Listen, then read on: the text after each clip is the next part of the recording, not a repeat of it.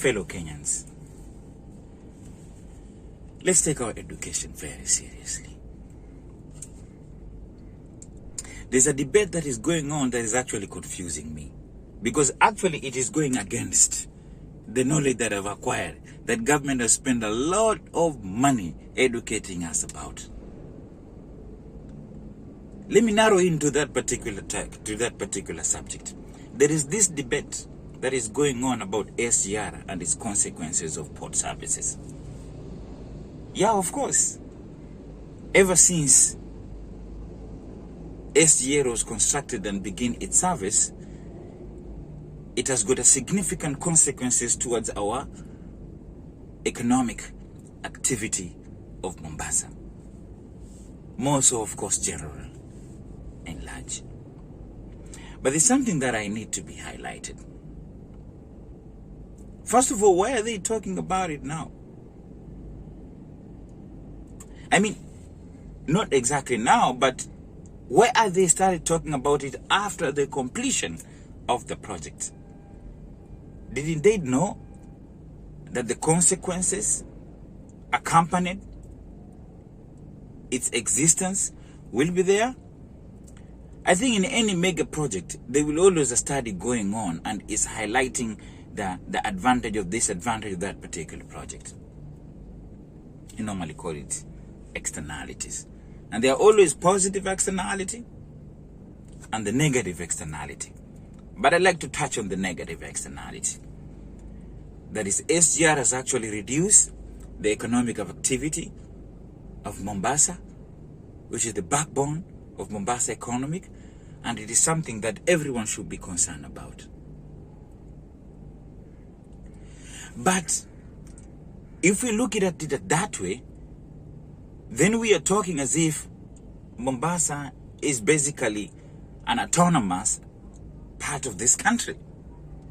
We should be sensitive about that. Why I'm saying that is because of the education that I have been taken through by this same country.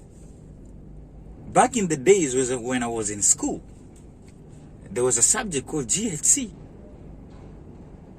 the Geography, History and Civic. Geography is basically talking about the demarcations of our land, which is actually divided into province. The Coast Province, the Central Province, the Nairobi Province, the Rift Valley Province, you name it. Those provinces were basically demarcated for administrative purposes, because each and every of those block provinces have got some kind of administrative head. It was a provincial administration that was the PC. By then, the tricky part about it is this country is also comprises of a population that is constituted of various tribes. But then it was a 42 tribes. But currently I understand the number of tribes has pushed up to almost 47. I'm not very sure about it. But let us put it this way. GHC taught us there is a country called Kenya, which is located somewhere in East Africa. And that country is divided into provinces. And the people of that particular country are divided into 3. And that 3, that is the Nilotes, the Bantu, and the Kushites. And among us, the Nilotes and the Bantus and the Kushites are divided into what we call tribes. So, this is a country that has got a dynamics of human cultural value. We got it right when we demarcate this country into the provincial administration.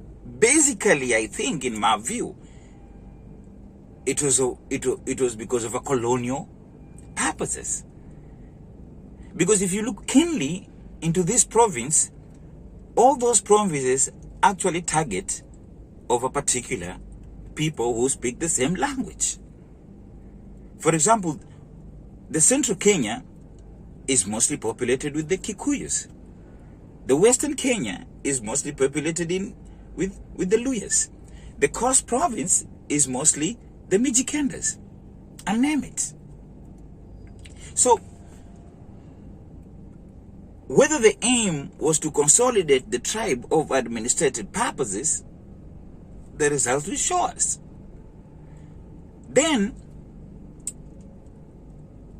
we need to be very careful in diagnosing that. So, because the point of going that broader is to, when we are saying that the port service has been moved into hinterland, in my view, is like we're saying that the people of Mombasa cannot go to work in Naivasha. They cannot go to work in Nairobi. That's where the misnomer is. When this project started, University of Nairobi put up a report highlighting the consequences of this particular project. What possibly it's failed to put across is that what is the mitigation onto this issue. I personally made an attempt to go to my member of parliament, at least to collect data for those people who will be directly affected by this project, so that where there is a growth, because there was a death in port service in Mombasa, but at the same time there was a growth in cargo handling service in both Naivasha and Nairobi.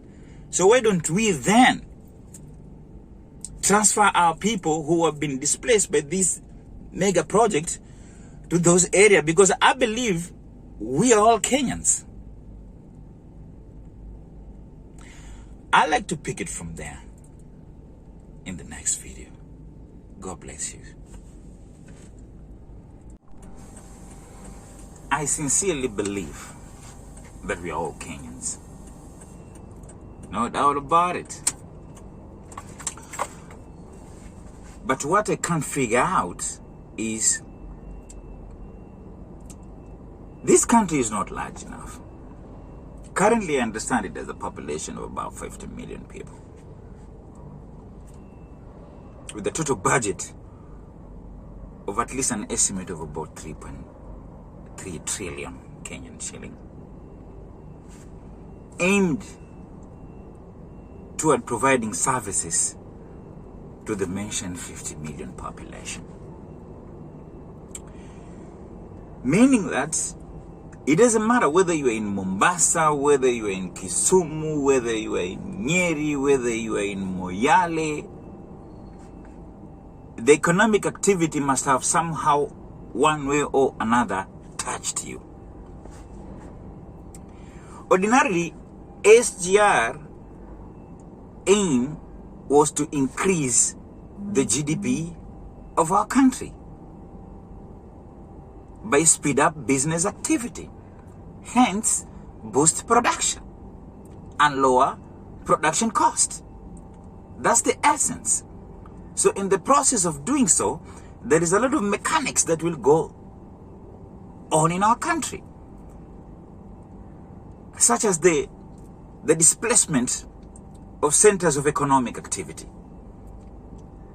But what is the purpose of a country?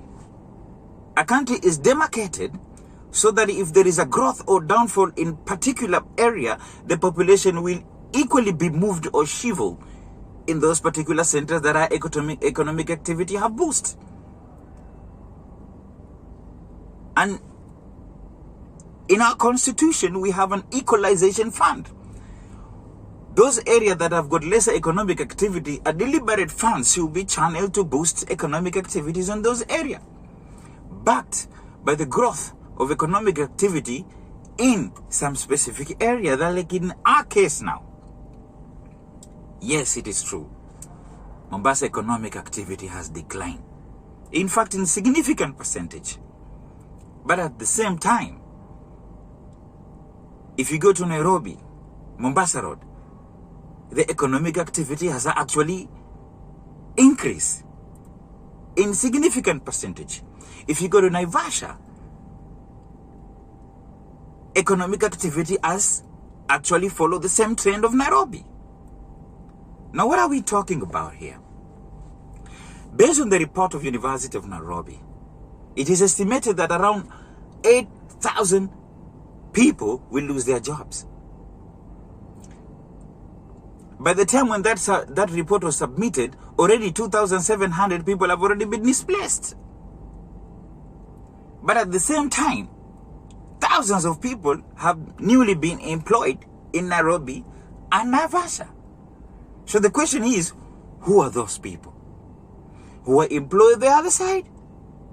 And who are those people that are losing job this part of Kenya? Not to mention Nairobi and Mombasa, growth in Nairobi and Naivasha, growth in economic activity. The project in itself, SGR, it has absorbed over 1,000 citizens. So, due to my ignorance, and I like to be educated on that, unless I got it wrong, in my view, that we should have a deliberate attempt that those people who will lose jobs in this other side should have actually been given first priority in employment in those other parts of Kenya, such as Naivasha and Nairobi. And to add it, even the employees of SGR, a larger percentage of SGR employees should have actually come from those displaced fellows. What is going on in this country? So, that is as far as I can understand basic economics. But shockingly, things have been politicized. And politics is one way or another diverting people's attention to what exactly is going on. What is going on in Mombasa? There is a huge project that is taking shape. That is Dongo Kundu. And no politician is talking about it.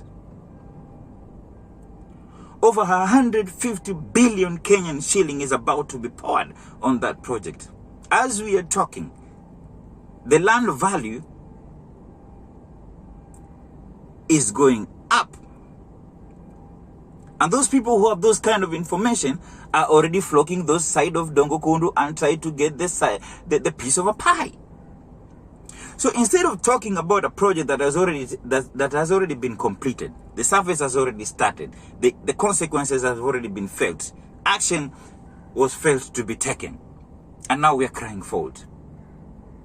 Should we also crying foul when this Dongo Kundu project is completed? I'm not saying people should not be complaining and agitate their anger toward the consequences of the negative economic impact in Mombasa, because I'm a victim as well. I have brothers and sisters and friends who have seriously been displaced. But we should not lose focus to another project that is coming and nobody is talking about it.